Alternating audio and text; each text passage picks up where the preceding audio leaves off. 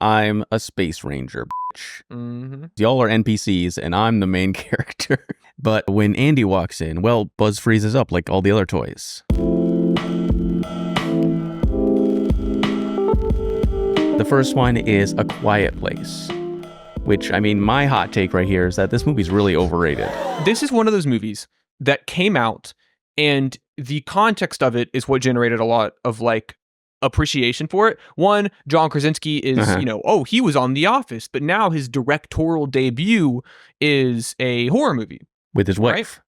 With his wife. And then also it's like a fairly original concept, this concept. It's a good premise. So the premise is fairly original. And so I think that sort of foundation and dynamic really did a lot of heavy lifting in terms of the film's popularity. But when you go back to the movie and rewatch it, you kind of realize not a lot of it makes sense. Sure, yeah. And I think that maybe we were all a little too forgiving to it on launch because of the context in which it was released. Mm-hmm. I mean, I like this movie. I think this is a good movie. It's a fine movie. But at the time when it came out, it was like crazy overhyped. And the premise is really good. It's definitely a good movie. Yeah. I'm not even like upset about like, oh, there's plot holes or like this universe doesn't really make sense. Like how did they survive all this? And why didn't they just do this? I don't really care. Like I'm going to take the movie at face value. Yeah. But there is one big plot hole they go out of their way to really show this in the movie, and it raises eyebrows. There's a scene in this movie, just for context. This movie revolves around a world in which aliens have invaded and wiped out most of humanity, and the aliens hunt based on sound. Even the slightest sound will set them off. So This family survives by being very quiet all the time. And they use sign language and stuff. So, very interesting premise.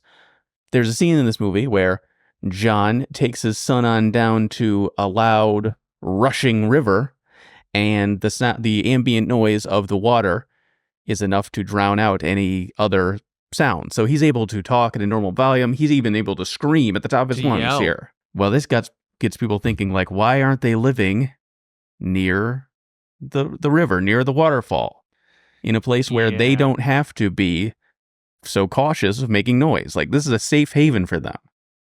Yeah, you can make the argument that, oh, well, they have a house. Okay. This is a very popular plot hole, and I definitely agree that it's a little silly that it's like, hey, there is this area in which we're pretty much free to be as loud as we want, and we will only go down there on special occasions. Abandoning your house for a sanctuary where you can not worry about sound, I think that it's a pretty good trade-off. Right, so in my opinion. Despite there not being a house right near the waterfall, presumably, and they can't build one exactly. I mean, maybe they can. Maybe they can get hammer and nails, and it's like no problem because the waterfall's so loud.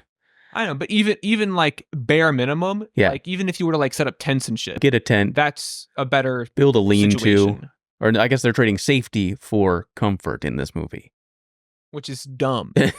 And then of course there's the whole they decide to have a baby thing, but why not do the birth at the waterfall? So they have the contingency plan where they set off the fireworks to cover up. I don't know if that's just an emergency plan for general or if they plan that to be like, okay, when the baby comes, now we're going to set off the fireworks or whatever. I don't really recall.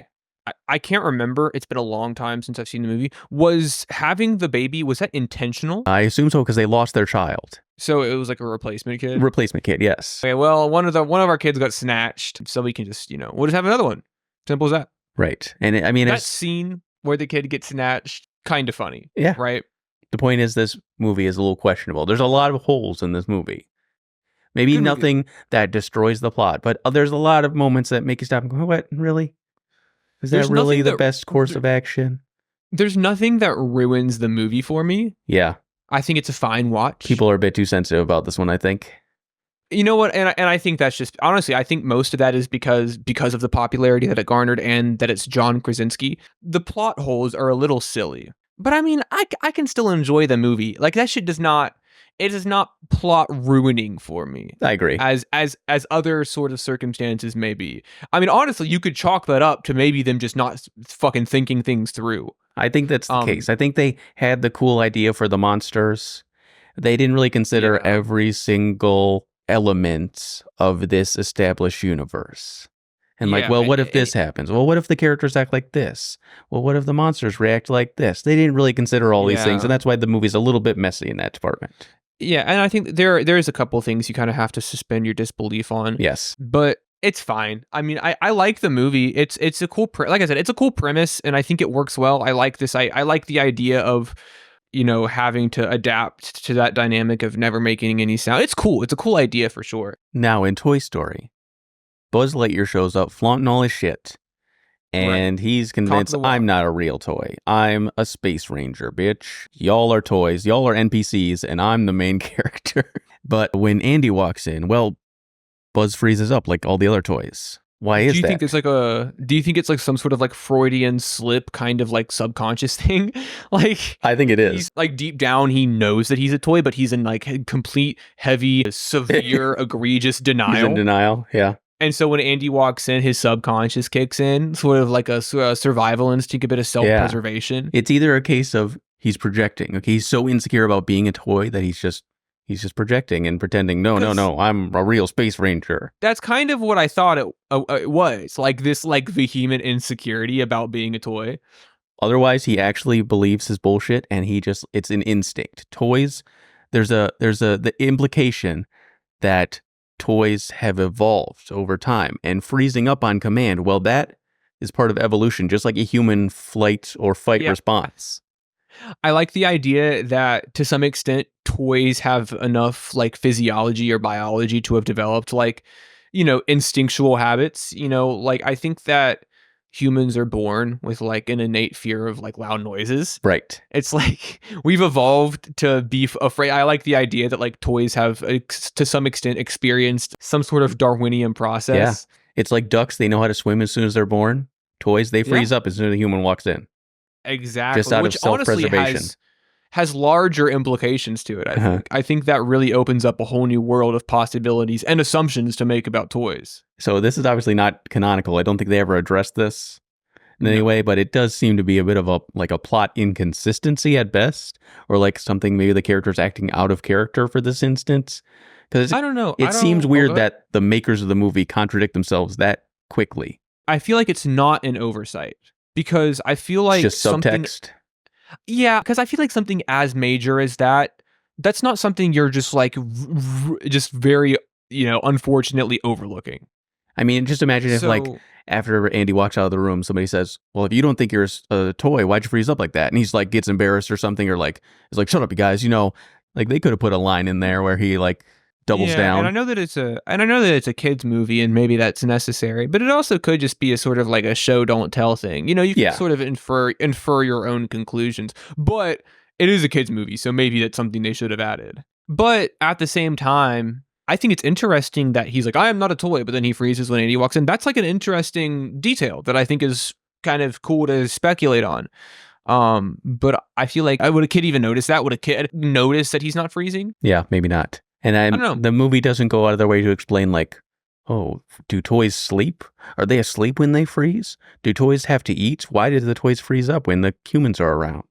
There's stuff they just don't explain because they don't have to, because it's just not relevant to the movie. Although I think that this is like a sort of facet of the movie that's interesting to discuss, I don't think it's any less of a movie for that. Right, of course not. What do you think? This doesn't subtract from the movie in any way. At worst, it's like a slight character inconsistency. Maybe the writers overlooked it, or maybe it's just a bit of unexplained behavior from him. Yeah. What do you think now that you're in here? So we're talking about, so in Toy Story, Buzz, he's like, I'm not a toy. And they're all like, you're a toy. And he's like, nuh-uh. Yeah. But when Andy walks in, he freezes along with the other toys. If he wasn't a toy, why would he feel the need to freeze? That's a really good question. Let's move on. For this last one, I got a twofer from video games. And these are both Bethesda games. Go figure that. So, in the end of Fallout 3, you are tasked with entering a highly radioactive chamber to activate Project Purity, which is a machine that will purify all the wasteland's water.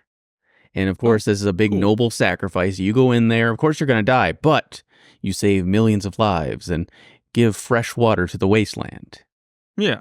in that moment, you're kind of torn. Like, do I make the sacrifice? Do I send in Sarah Lyons to make this choice for me? Or mayhaps I've got this super mutant companion, who is immune to radiation, and he follows my orders. I could just have him go in. No harm done. Everybody lives. Everybody walks away clean. Win-win-win situation. But he just says, no, I'm sorry, I can't do that for you. Why not? I'll tell you why not. Well, Bethesda, they wanted a super mutant companion in the game, but they didn't actually consider all of the implications of the story for that one.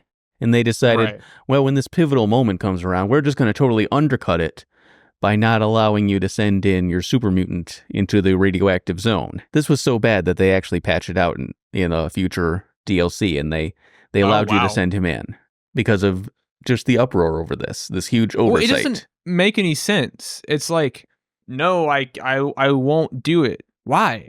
Nobody dies. This is like a walk in the park if you do it. He says he won't deny you your destiny. Why is it his decision with my destiny?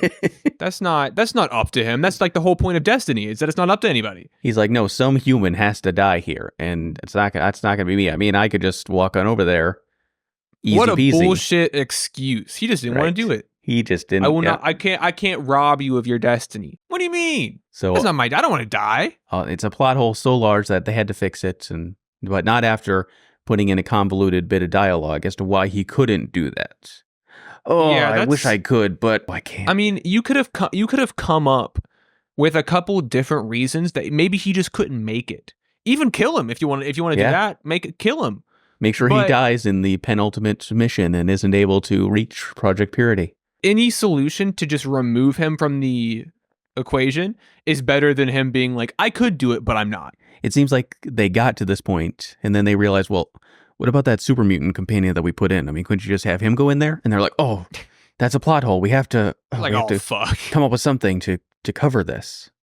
Yeah, that's silly. I'm not going to lie. And if we're looking at Bethesda's oversights, well, let's look at Skyrim as well. There's a mission in this game in which you are imprisoned and you're thrown in like a mine or something, and you're stripped of all your weapons and armor, and you're thrown down there with all the other defenseless prisoners with no means of escaping, except if you are a magic user, and if so, you can use maybe a spell tome called Bound Dagger or Bound Sword or a Bound Weapon, and you can just summon a weapon out of thin air using magic. Right. And you can use Firebolt, and all your magic powers are completely uninhibited in this prison. Despite the fact that they strip you of everything, you can just summon a weapon. Strip you of your magic. Yeah. This is obviously just a huge plot hole or just total inconsistency in the world. Like, did they not consider that maybe a magic user could be put in this prison? I see this a lot in video games, but it just comes down to the combat or other mechanics of a game kind of clashing with what the story necessitates. Right. Do they call that ludonarrative dissonance? I don't know. Do they? I've never heard that. That's like in Grand Theft Auto where you're like, I'm trying to be a good man. I'm a good person in the story. And then in the gameplay, you go and you murder a bunch of people for no reason.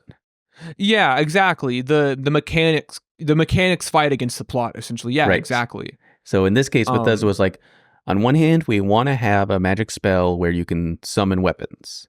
Now, on the other hand, we want to have a mission where you're put in prison and stripped of all your abilities. But those two just don't go together, and they never considered that those two would overlap somehow. Or maybe they did consider it and just bit the bullet. We want some sort of... I mean, it trivializes the mission. Yeah, a solution to the problem might feel shoehorned in, but a solution is better than no solution a lot of the time. I mean, fuck it. If you're being thrown in prison, somebody casts a spell on you that like mutes or silences your magic. Oh, right. I'm magic inhibitor. That's all they need to have. That's it. That's all you got to do. And like, sure, sometimes that can feel a little cheap, but that's better than just. This is exactly why it's a plot hole, though, because like in the world of Skyrim, there are people who do magic. And there are also prisons. And if you want to imprison people who use magic, you have to create an invention that inhibits people's magic. I feel like magic that inhibits magic is pretty commonly used. If magic is a thing, there's a lot of the time somebody that can, bam, turn off your magic with their magic. Or even imagine your hands are bound. Like maybe you need to use your hands to do the magic. Bind Yeah, those exactly. hands. I guess they still couldn't prevent you from doing shouts, considering you're the Dragonborn. But that's like a 1 in a million kind of thing. Yeah, no, that's just a unfortunate coincidence. Like, we've that inhibited his magic, we've taken all his weapons away, he's totally powerless, and then you're just like, Foos? Rhoda! Subscribe for more videos and shorts from The Long Couch. Follow the link in the description below to stream full episodes on Spotify. And keep up with Carl and Mel on Instagram and Twitter.